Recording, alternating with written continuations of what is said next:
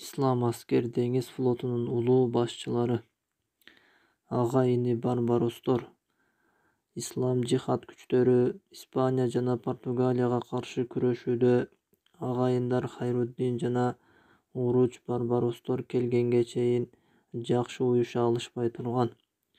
Алар Алжирдеги ислам күчтөрүн бириктирип, алар менен ислам душмандарынын портторду жана Түндүк Африкадагы жерлерин кеңейтүүсүн тосуу үчүн бирге аттанышкан.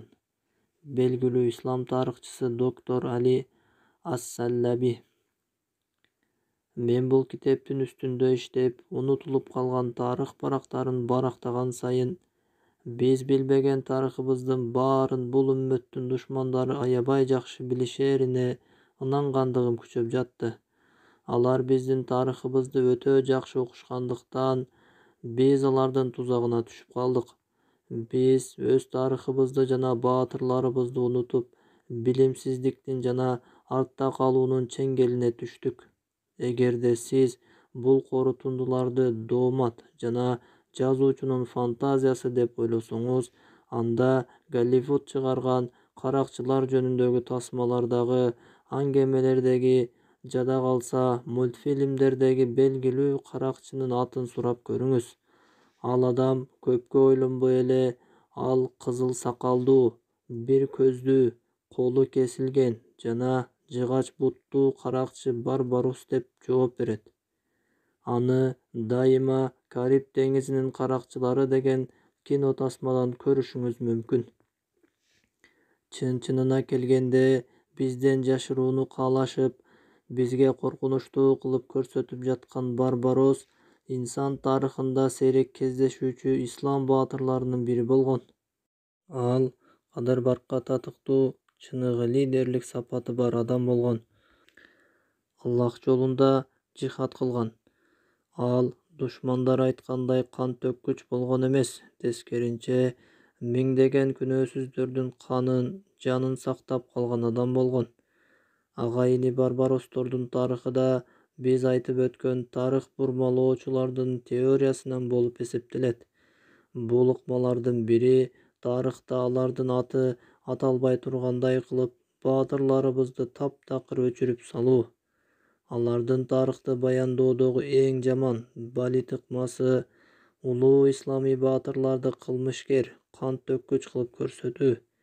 Мунун натыйжасында сиз экөөбүз үммөттөн мына ушундай кылмышкер, кан төккүчтөр гана чыгат турбайбы деп үлгү алуу түшүнүгүбүздү да жоготуп коебуз.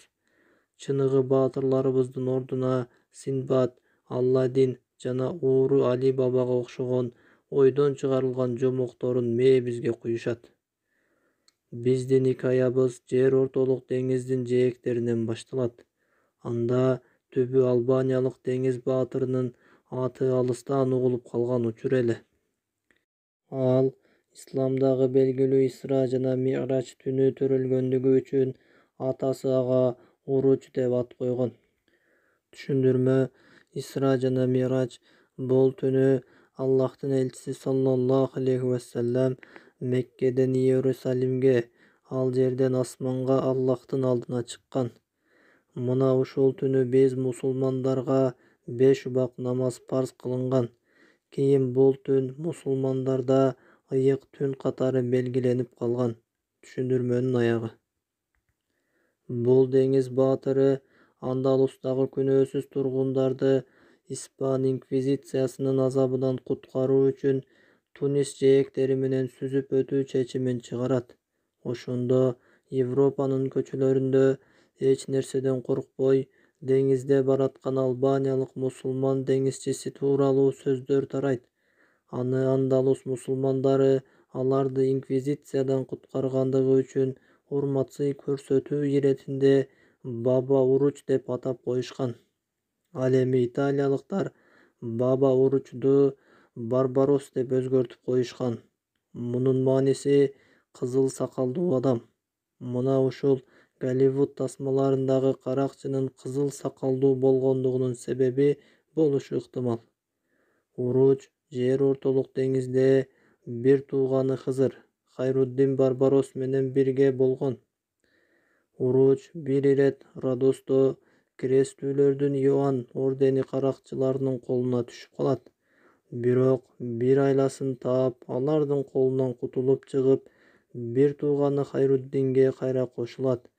Алар деңизде чакан флот түзүшүп, Түндүк Африкадагы мусулман шаарларында бузукулук кылган крестүүлөрдүн кемелерин кыйратышкан. Андан кийин алар Испания жээктери менен Андалустагы католиктерден мусулмандар менен еврейлерди куткаруу үчүн Андалуска бет алышкан. Барбарос агайындары Жер ортолук деңизде крестүүлөрдүн кемелерин сестенткен ысымга айланышат. Бул экөөнүн баатырдыгын жана согуш майданындагы курбандыгын уккан Селим биринчи аларды жакшы кабыл алып, жакындан жардам көрсөтөөрүн билдирген. Бирок Түндүк Африкадагы крестүүлөргө сатылган бир чыккынчы башкаруучу кол башчы Уруч жайланышкан Алжирдеги Тилемсен шаарын крестүүлөрдүн басып алуусуна жардам берет. Уруч түрк жоокерлери жана алжирликтер менен бирге багынуудан баш тартып, Аллах үчүн артка кайтпастан согушууну артык көрүшүп, Уруч бир колу менен экинчи колун Аллах жолундагы согуштардын биринде жоготкон болсо да, болгон эрдиги менен согушат. Испандар кол башчы Уруч өзү да согушуп жатканын билип калышканда, аны ороп калуу үчүн атайын аскердик күч жиберишет. Салгылашууда крестүүлөр аны ар тараптан курчап, кылычтары менен сайгылашып, андан кийин анын денесине жакын барып кескилеп киришет.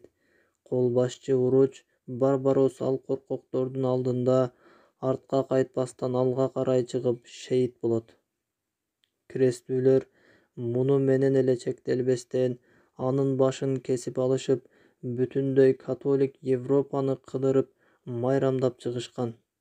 Чиркөөлөрүнүн коңгуроолору кагылган. Анткени анын башы Европа падышаларына кара түшдөй болчу. Баатыр Уруч өлтүрүлөт, бирок кол башчылары өлтүрүлгөндөн кийин мусулмандар баш ийиштиби? Ислам үммөтүндө байракты ким көтөргөндүгү зарыл эмес, балким байрак ар дайым көтөрүлүп туруусу зарыл. Эгер ислам үммөтүнүн бир баатыры жыгылса, башка бир баатыры төрөлөт. Уручтун жолун жолдоо үчүн Уручтун бир тууганы Хайруддин Барбарос чыгат. Ал бир тууганы баштаган жолду улантууга бел байлайт. Хайруддин Барбарос кемесин даярдап, түз эле Тунис тарапка бет алат. Ал жердеги испан кемелерин талкалап, крестүүлөрдөн жана аларга сатылып кеткен кыянатчы башчылардан бошотот. Андан кийин Осмон империясынын жоокерлери менен Алжирди бошотушат. Аны менен эле чектелбестен, испан флотун талкалап, Испанияга карап турган Балеар аралында колго алышат. Бул мусулман деңиз баатырынын кылгандарын уккан Рим папасы Павел үчүнчү бүтүн католик Европасын биригүүгө чакырат. Жыйынтыгында төмөндөгүлөрдөн турган чоң христиандык альянс түзүлгөн. Испания падышалыгы, Венеция республикасы, Генуэз республикасы, Ватикандын аскер кемелери, ыйык Иоанн ордени каракчылар тобу. 600 кеме жана 60.000 жоокерден турган жер бетиндеги эң чоң флот түзүлөт. Бул флотту европалык даңазалуу деңиз каарманы Андрей Дорио башкарган. Анын көздөгөнү Жер ортолук деңизиндеги мусулмандарды бүтүндөй жок кылуу эле. Алар менен каршылашууга Осмон империясы баатыр Хайруддинди кол башчы кылып, 122 кеме жана 22.000 деңиз жоокерлеринен турган флотун жиберет. Эки флот 1538-жылы 28 сентябрь күнү Превиазада жолугат. Бул датаны да жакшылап эстеп калалы. Бул ислам тарыхындагы эң чоң деңиз салгылашуусу.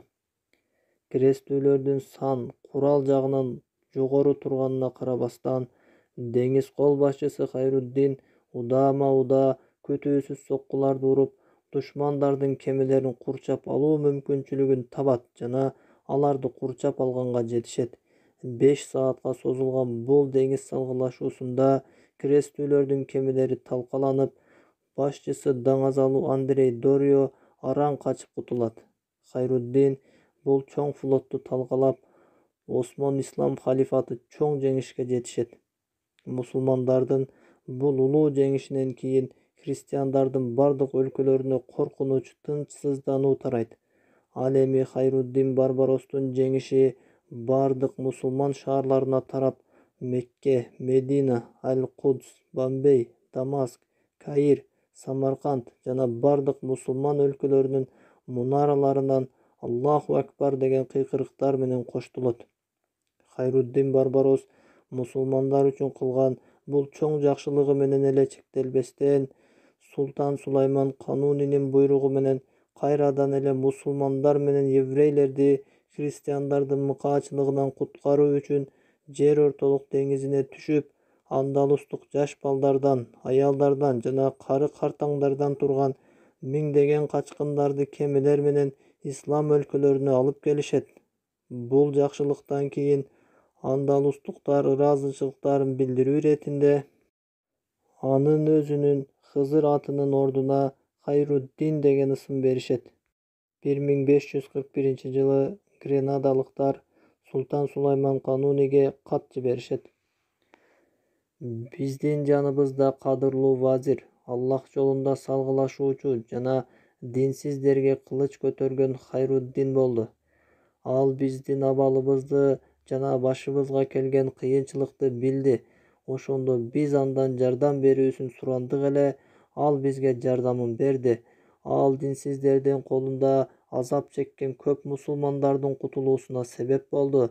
Аларды султаныбызга караштуу тынч жерлерге ташып алып кетти. Мына ушулар биздин унутулган баатырларыбыз, бирок Аллахтын кудурети менен алар эми унутулбайт. Үммөттүн душмандары жазып берген китептерди окуунун заманы бүттү. Өзүбүздүн тарыхыбызды өзүбүз жаза турган заман келди. Эми мени тарых бурмалоочулардын Барбаросту деңиз каракчысы деп таанытышып, анын атынан корккон дагы сыры таң калтырбай калды.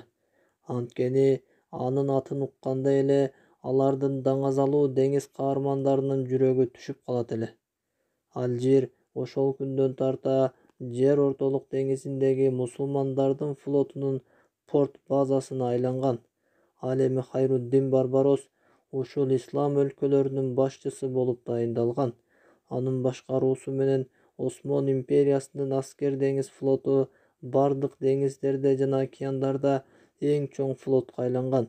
Ал эми Британия, Франция, Голландия, Дания, Сицилия жана Сардиния өлкөлөрүнүн кемелери Жер ортолук деңизинде ислам халифатынын флотунун кароосунда коопсуз сүзүп жүргөндүктөрү үчүн Осмон халифатына салык төлөп турушкандыктарын билүүңүз сизге ислам флоту кандай күчкө ээ болгондугун түшүндүрөт.